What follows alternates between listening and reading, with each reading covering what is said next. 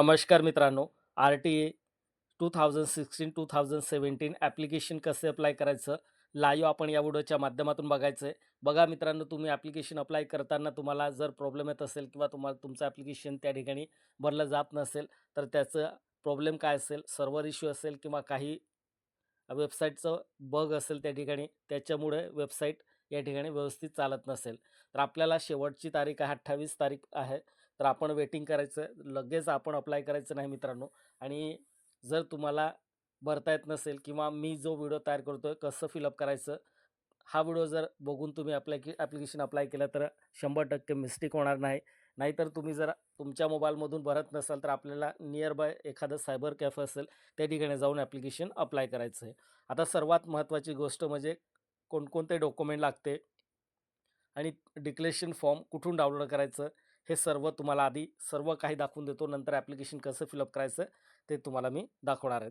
बघा, website open केली. Website open केल्यानंतर या ठिकाणी admin school log in, online application, parent manual, RTA 25 video, admission schedule, RTA 2016-2027 असं तुम्हाला दिसत असेल. आता महत्त्वाचा अकॅडमिक इयर बघा, आर-टी-ए 25%च्या ऑनलाईन प्रवेश अर्जाची स्थिती पाहत असताना सर्व्हरच्या क्षमतेपलीकडे जाऊन पोर्टल स्लो होऊ शकते. त्यामुळे पालकांनी संभ्रमात न पडता काही वेळाने पुन्हा प्रयत्न करायचा आहे. या ठिकाणी स्पष्ट म्हटलं आहे.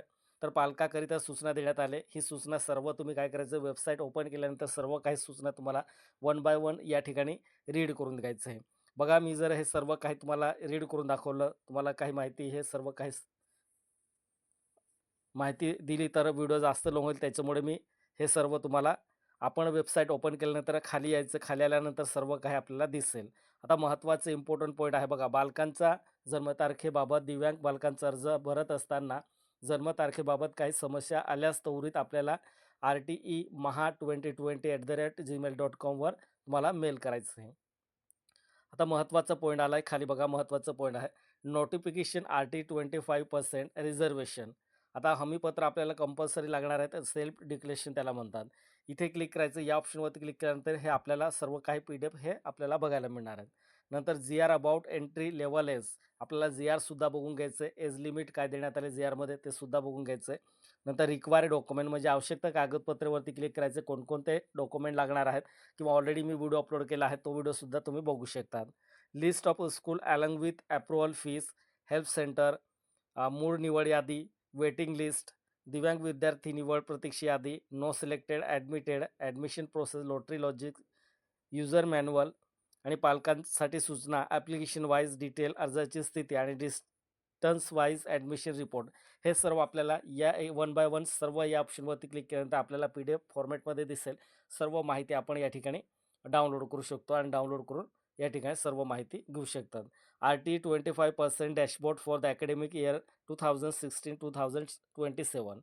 आता आपल्याला अर्ज कसं करायचं आहे, तर बघा, यापैकी आपल्याला कोणत्या ऑप्शनवरती क्लिक करायचं आहे, तर बघा, ऑनलाईन ॲप्लिकेशन या ऑप्शनवरती क्लिक करायचं आहे.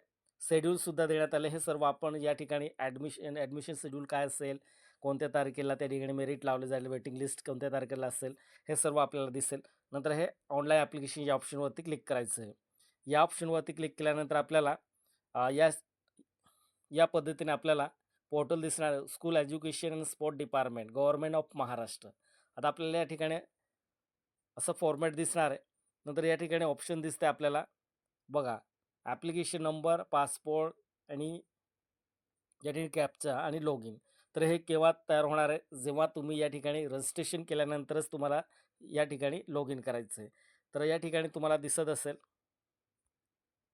हा पॉईंट आहे new registration for academic year, note to create your application ID, click on new registration link. आता बघा, 2-3 दिवसापूर्वी या ठिकाणी लिंक नव्हती, पण आता लिंक या ठिकाणी दाखवली जात आहे. तर आपण या ठिकाणी सुरुवातीमध्ये न्यू रजिस्ट्रेशन या ऑप्शनवरती क्लिक करायचं आहे. या ऑप्शनवरती क्लिक केल्यानंतर आपल्याला जिल्हा निवडायचं आहे. आपल्या कोणता जिल्हा आहे, जिल्हा निवडल्यानंतर आपल्याला फर्स्ट लास्ट नेम या ठिकाणी फिलअप करायचं आहे. फर्स्ट नेम फिलअप करायचं आणि मिडल नेम म्हणजे सरनेम, नंतर विद्यार्थ्यांचं नाव आणि पालकांचं नाव. नंतर आपल्याला या ठिकाणी चाइल्ड डिझिबिलिटी असं म्हटलं आहे. अपंग आहे का असं विचारलं आहे. येस केल्यानंतर त्या ठिकाणी अपंग मानलं जाईल, नसेल तर नो करायचं आहे. नंतर आपल्याला चाइल्ड डेट ऑफ बर्थ, आपल्याला या ठिकाणी व्यवस्थित डेट ऑफ बर्थ फिलअप करायचं आहे. तर या ठिकाणी बघा 20/1/2020 असं टाकलं तर या ठिकाणी एज या ठिकाणी फिट होतंय. अदरवाईज तुमचं 19 किंवा 18 असं असेल मुलांचं जन्मतारीख असं डेट ऑफ बर्थ, तर या ठिकाणी ऑटोमॅटिक तुम्ही पात्र नाही असं ऑटोमॅटिक रेड कलरमध्ये तुम्हाला दिसणार आहेत. हे सर्व फिलअप केल्यानंतर आपल्याला हा कॅप्चा जसा आहे तसा आपल्याला काय करायचं या बॉक्समध्ये फिलअप करून द्यायचं आहे. या बॉक्समध्ये फिलअप केल्यानंतर फायनली आपला मोबाईल नंबर जो मोबाईल नंबर चालू आहे, तो मोबाईल नंबर या ठिकाणी फिलअप करायचा आहे आणि या ठिकाणी ऑप्शन दिसणार आहे तुम्हाला रजिस्ट्रेशन असं ऑप्शन दिसणार आहे. त्या ऑप्शनवरती क्लिक केल्यानंतर तुमचं फायनली युजर आयडी आणि पासपोर्ट क्रिएट होऊन जाणार आहेत. रजिस्ट्रेशन झाल्यानंतर आपल्याला हे सर्व रजिस्ट्रेशन झाल्यानंतर हे लॉग इन करायचं आहे. आता रजिस्ट्रेशनचं ॲप्लिकेशन नंबर आलं नाही आपलं, तर आपल्याला मोबाईलमध्ये चेक करायचं आहे. आपण जेव्हा रजिस्ट्रेशन करताना मोबाईल नंबर फिलअप केलं होतं त्या मोबाईलवरती ॲप्लिकेशन नंबर येणार आहे आणि पासपोर्ट येणार आहे. तर पासपोर्ट हे सर्व या ठिकाणी फिलअप करायचं, कॅप्चा फिलअप करायचं आणि लॉग इन करून द्यायचं आहे. महत्त्वाचं इम्पोर्टंट इन्फॉर्मेशन आहे. खाली बघा, ही आधी तुम्हाला देऊन देतो.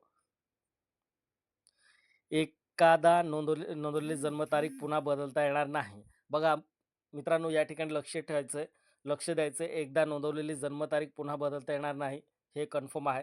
नंतर एका बालकांचे एकापेक्षा जास्त अर्ज भरलेले आढळल्यास सर्व अर्ज रद्द होतील आणि जन्मतारीख अथवा मोबाईल भरताना चुकल्यास तो अर्ज डिलीट करून पुन्हा नवीन अर्ज भरावा.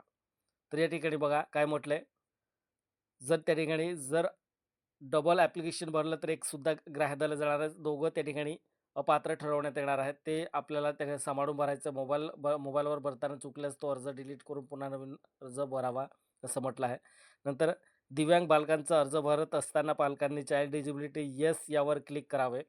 नावामध्ये थोडासा बदल जरी केला तर तो फॉर्म शोधून वळवून टाकण्यात येईल. बघा, जर नावामध्ये काही जर बदल असेल तर ते तुमचं ॲप्लिकेशन त्या ठिकाणी रिजेक्ट होऊ शकतो. एक्झाम्पलसुद्धा दिले आहे. एक्झाम्पल तुम्हाला वन बाय वन दाखवतो. उदाहरणार्थ बघा, फर्स्ट अभिजित आणि अभिजित आर सेम. आता आपल्याला सेम कंडिशनमध्ये दिसते या ठिकाणी स्पेलिंग आपल्याला अभिजित आणि अभिजित हे आपल्याला नाव एकच आहे. पण या ठिकाणी जर बदल झाला तुमचं मुलांचं सर्टिफिकेट असेल त्याच्यावरती अभिजित डबल ई असेल आणि जर ॲप्लिकेशन भरताना आपल्याला अभिजित असं त्या ठिकाणी फिलअप केलं गेलं तर आपला अर्ज त्या ठिकाणी बाद होऊ शकतो, रिजेक्ट होऊ शकतो. पुन्हा आपल्याला दुसरं उदाहरण दिलं आहे समीक्षा आणि समीक्षा असं दिले. तर बघा आपल्या मुलांचं बर्थ सर्टिफिकेटवरती काय नाव दिले, कसं स्पेलिंग दिलं आहे ते आपल्याला व्यवस्थित बघायचं आहे. तिसरा उदाहरण पण दिलं आहे या ठिकाणी नितीन आणि नितीन असं दिले आहे. चौथा Anoop, Anoop, Anoop. Vikram, Vikram, Vikram. Useful all are same. अशा सर्व शक्यता सिस्टीममध्ये शोधून तो फॉर्म वगळून टाकण्यात येईल. चेकलिस्ट DOB म्हणजे डेट ऑफ बर्थ, बालकांचे पहिले नाव, वडिलांचं नाव, आडनाव आणि आईचं नाव असं या ठिकाणी आपल्याला व्यवस्थित सर्व काही फिलअप करायचं आहे. जरी आपल्याला स्पेलिंगमध्ये मिस्टेक असेल तरी आपलं अर्ज त्या ठिकाणी काय होईल, अपात्र होऊ शकतो. त्याच्यासाठी आपल्याला व्यवस्थित ॲप्लिकेशन फिलअप करायचं. भरता येत नसेल तर जवळच्या सायबर कॅफेला जाऊन ॲप्लिकेशन भरून घ्यायचं किंवा माझा हा व्हिडिओ मी अपलोड करते, हा व्हिडिओ बघूनसुद्धा ॲप्लिकेशन अप्लाय केलं तरी काय हरकत नाही. आता मी तुम्हाला हे ॲप्लिकेशन का फिलअप करून दाखवत नाही, तर या ठिकाणी बघा वेबसाईटमध्ये काही प्रॉब्लेम आहे, त्याच्यामुळे या ठिकाणी रजिस्ट्रेशन ऑप्शन आलं नाही. तर आपल्याला घाई करायचं नाही. काही वेळेस काय होतं, आपल्या मोबाईलमध्ये ओपन केल्यानंतर त्या ठिकाणी ऑप्शन दिसेल.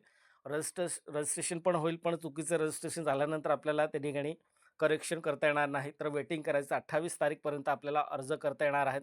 28 तारीखपर्यंत आपण एका दिवसामध्ये सुद्धा तासामध्ये सुद्धा ॲप्लिकेशन अप्लाय करू शकतो. तर वेटिंग करायचं. वेबसाईटमध्ये काही बग असेल किंवा काही प्रॉब्लेम असेल त्याच्यामुळे या ठिकाणी education and sport department, government of Maharashtra या ठिकाणी अपडेट देण्यात आलं नाही. फक्त लिंक या ठिकाणी देण्यात आले आहे. पण रजिस्ट्रेशन ऑप्शन देण्यात आलं नाही.